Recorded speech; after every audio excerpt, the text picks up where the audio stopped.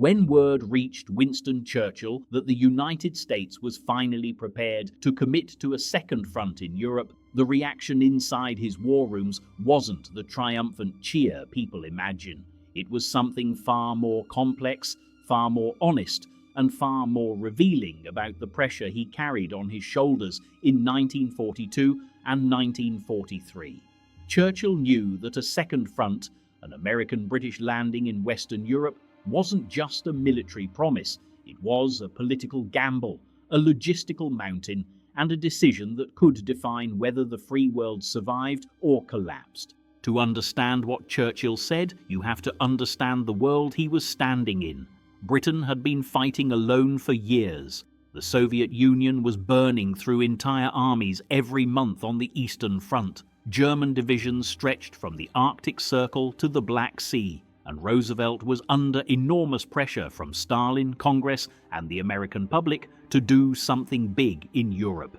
When the Americans told Churchill they wanted to launch a second front, the message wasn't subtle. It was, "It's time." But Churchill didn't react with celebration. His first words were skepticism, sharp, pointed, and rooted in fear that the Americans didn't yet understand what they were asking for. He reminded his chiefs that a rushed second front could become another Dunkirk, or worse. Britain had spent years clawing its way back from disaster. Churchill couldn't stomach the idea of throwing unprepared American troops into the furnace simply for political timing. In private, Churchill famously muttered, "The Russians want us to throw a landing force against the Atlantic Wall as if it were some seaside promenade." He wasn't mocking the Soviets. He was expressing the horror he'd already lived through. He'd seen the cost of attacking well-fortified coasts. He knew the Germans had spent years turning the French shoreline into a fortress of concrete, steel, mines, and artillery. Churchill's mind was full of the ghosts of Gallipoli, his greatest failure, an amphibious disaster that haunted him for decades. He refused to repeat that mistake with American lives. So when the Americans told him, "We're ready for a second front," Churchill took a breath and said something that surprised even his own commanders. "We must not mistake ambition for readiness." Those words were not meant to insult Roosevelt or the American generals. They were meant to keep the Allies alive. Churchill deeply admired American courage. He considered Roosevelt the indispensable partner of the war, but he also believed the US military needed time. American troops arriving in Britain were brave but inexperienced. Many had never seen combat.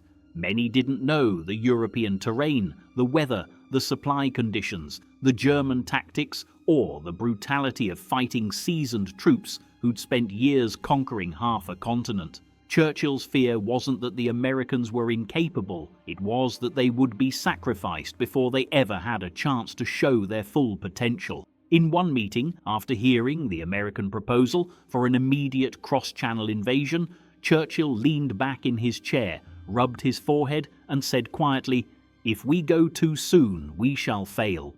And failure now would be fatal, but he didn't stop there. He followed it with the line that set the tone for every Allied meeting that followed. "When we go, we must go with overwhelming strength." That became the unofficial doctrine of the Western Allies. Not speed, strength.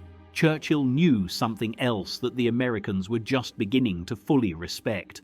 To put an army on a foreign shore, you need an ocean of ships, mountains of equipment, endless fuel, thousands of specialized landing craft, naval gun support, air superiority, secrecy, and the element of surprise. And you need all of it perfectly coordinated.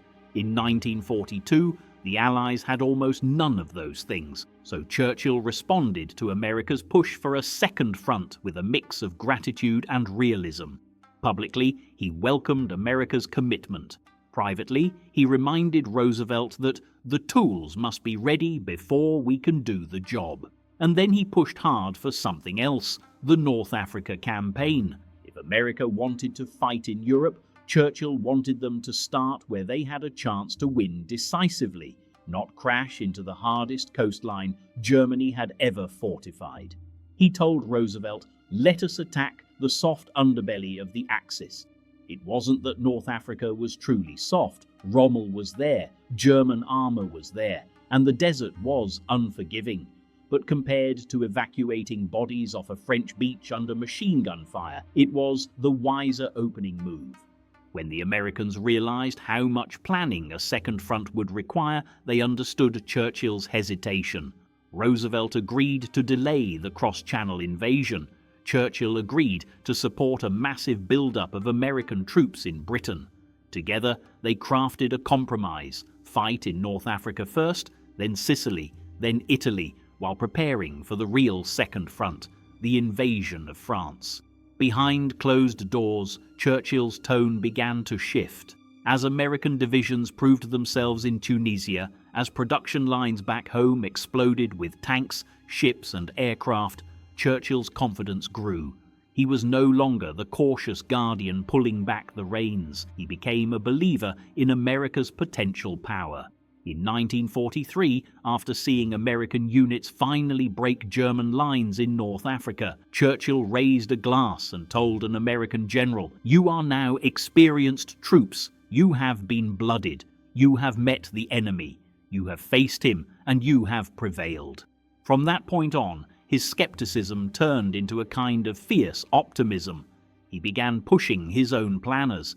"The Americans are rising like a giant," he said. "We must be ready to march beside them." So what did Churchill say when America promised the second front? In truth, he said three different things, depending on the moment. First, he said, "Not yet." Then he said, "We must prepare." And finally, he said, "Now we can win." He became a relentless strategist behind the scenes, helping craft the architecture of Operation Overlord. He worked through nights, filled war maps with red and blue arrows, argued over landing beaches, demanded more landing craft, more deception operations, more intelligence, more coordination. He wasn't afraid anymore. He knew America was ready. He knew Britain was ready. And he knew the Germans were stretched to their breaking point. In one of his last major planning sessions before D-Day, Churchill looked around the table of generals and admirals and simply said, "We have waited long enough." Those 5 words replaced the hesitation of previous years. They signaled that the moment he once feared was now the moment he believed would end the war. Churchill claimed many times that the Second Front would be the greatest undertaking in the history of warfare, and he wasn't exaggerating. When America promised it, he reacted with caution. When America prepared for it, he reacted with determination. And when America finally delivered it, he reacted with something that surprised even those closest to him: quiet pride. Pride in the partnership, pride in the soldiers, pride in the fact that the Allies had done what seemed impossible 2 years earlier. He later said in his memoirs that when he saw the invasion fleet stretching across the sea on D-Day morning, he felt a sense of destiny, as if history had been holding its breath for this moment. He knew then that America's promise had become the turning point of the war. Churchill didn't cheer when the Second Front was announced. He didn't celebrate too early. He didn't pretend it would be easy. He faced it with the same mix of grit and fear that had carried him through Britain's darkest nights. But he also believed that once America fully committed, the Axis powers were living on borrowed time. And in the end, he was right. If you enjoyed this story and want more behind-the-scenes moments of World War II the textbooks never show, make sure you stay tuned.